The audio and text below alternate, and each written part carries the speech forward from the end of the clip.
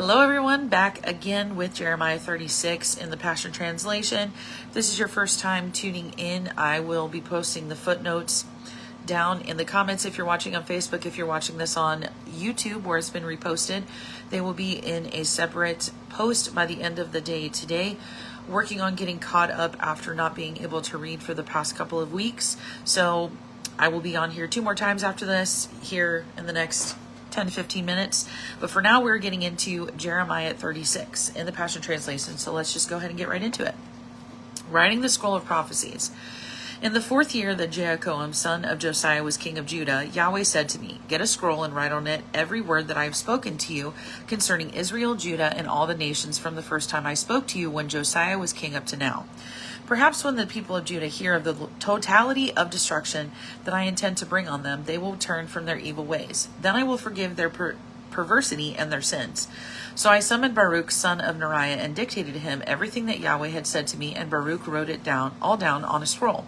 Then I instructed Baruch, "I am forbidden to go back into the temple. So during the next day of fasting in the temple, you must go and read aloud from the scroll so that the people will hear everything that Yahweh has said to me and that I have dictated to you.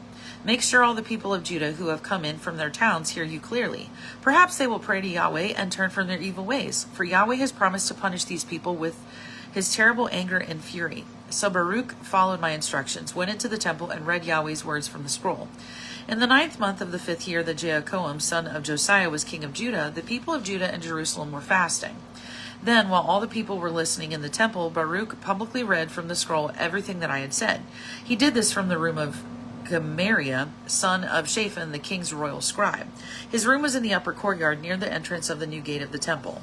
The moment Micaiah, the son of Gemariah, heard Yahweh's message being read from the scroll, he went straight to the king's palace and to the chambers of the king's royal scribe, where all the government officials were holding a meeting. Those attending were Elishama, the secretary, Delaiah, son of Shemaiah, Elnathan, son of Akbar, Gemariah, son of Shaphan, Zedekiah, son of Hananiah, and all the other government officials.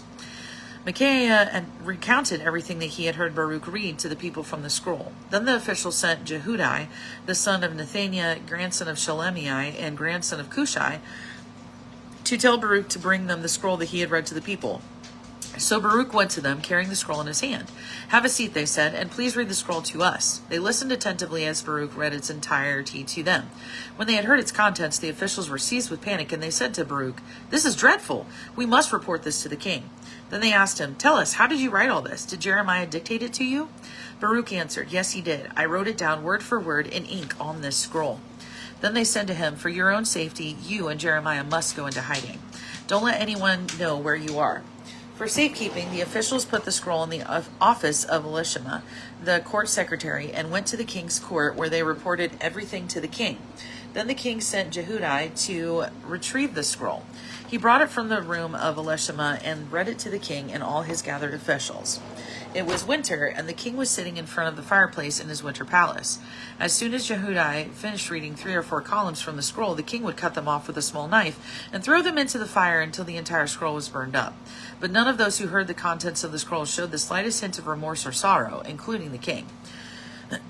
Although Elnathan, Delaiah, and Gemariah begged the king not to burn the scroll, he brushed them off and paid no attention to them. Then he commanded Prince Jeremiel, together with Seraiah, son of Azriel, and Shelemiah, son of Abdeel, to arrest me and my scribe Baruch, but Yahweh had hidden us. After King Jehoiakim had burned the scroll that I had dictated to Baruch, Yahweh instructed me to get a new scroll and write everything on it that was in the first scroll. Yahweh told me to tell the king, "Yahweh says to you, you have burned the scroll, and you have demanded that Jeremiah tell you why he prophesied that the king of Babylon will certainly come and destroy this land and exterminate its people and its animals.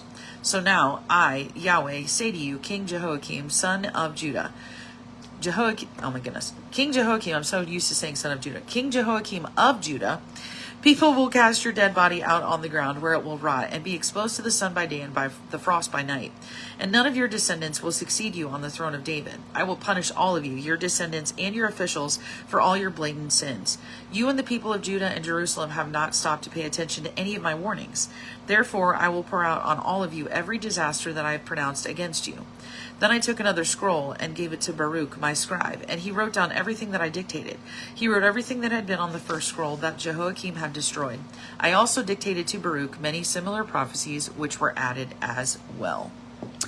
And that was Jeremiah 36. Man, that's a powerful word right there, honestly.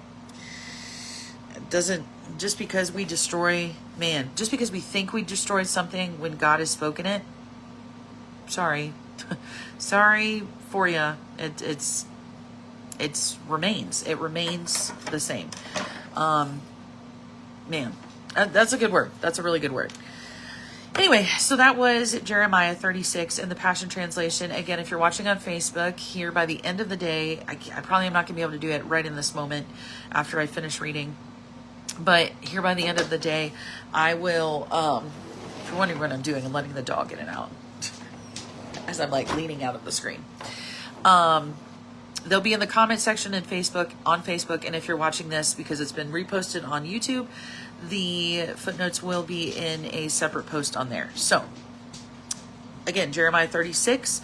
I will be back here in just a moment with Jeremiah 37. So stay tuned.